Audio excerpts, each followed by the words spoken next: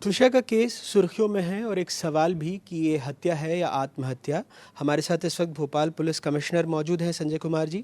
Sir, एक सवाल रह जाता है, हालांकि पोस्टमार्टम इस तरफ ही इशारा कर रहा है कि वो आत्महत्या है, पर अभी तक पुलिस की जांच में क्या है, क्योंकि जो परिजन हैं, मृतक के परिजन हैं, वो बार बार उनको शक है पूरी जांच पर या पोस्टमार्टम रिपोर्ट पर। वो ये भी चाहते हैं कि दोबारा पोस्टमार्टम हो।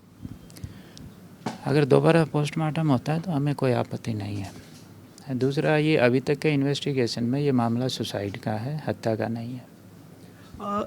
सर, ऐसे में एक सवाल उठता है कि अगर परिवार को पता है कि ये खुदकुशी ही है, तो जो मुख्य अभियुक्त हैं, जो आरोपी हैं समर्थ, वो अभी तक मिले नहीं हैं। पुलिस ने इनाम भी घोषित किया है और ये भी बात परिजन कह रहे हैं कि एक तो एफआईआर लिखने में देरी हुई और फिर शायद इतनी लंबी रस्सी दी गई कि जो आरोपी है वो गायब हो गया। नहीं, देखो क्या है, एफआई वो तो जांच करनी पड़ती है। इस तरह के केसेज में टाइम लग जाता है एफआईआर करने में। फिर भी हमने, अगर आप दूसरे इस तरह के केसेस देखोगे तो कंपैरेटिवली इसमें एफआईआर हमने बहुत जल्दी की है। दूसरा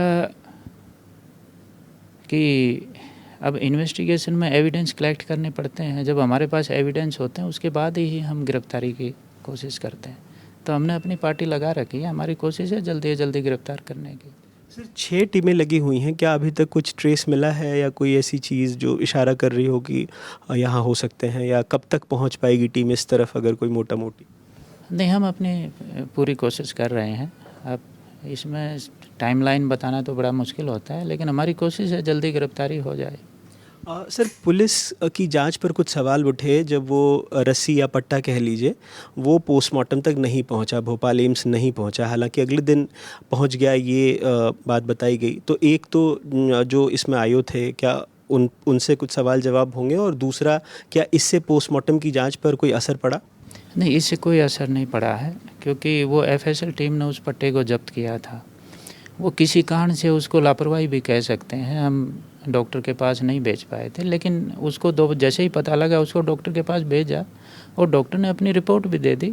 तो इससे इन्वेस्टिगेशन पर कोई असर नहीं पड़ा है।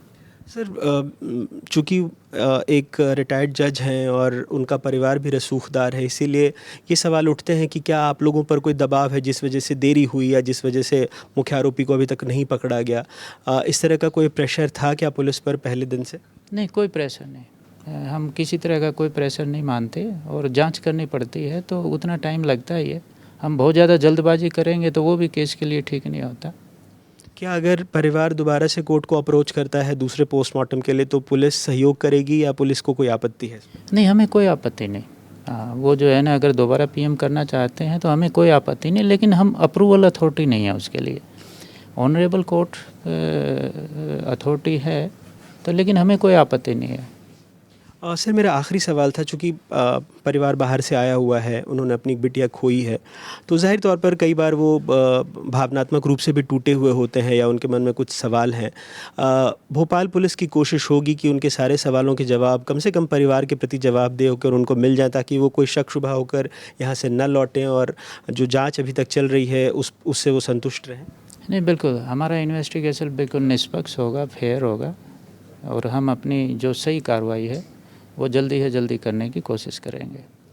तो भोपाल पुलिस कमिश्नर का साफ तौर पर कहना है कि सही कार्रवाई जल्द से जल्द सुनिश्चित करने की कोशिश करेंगे, ताकि जो पीड़ित परिवार है उनके मन में भी कोई सवाल न रहे। भोपाल से अपने कैमरा सहयोगी रिजवान खान के साथ अनुराग द्वारी, NDTV।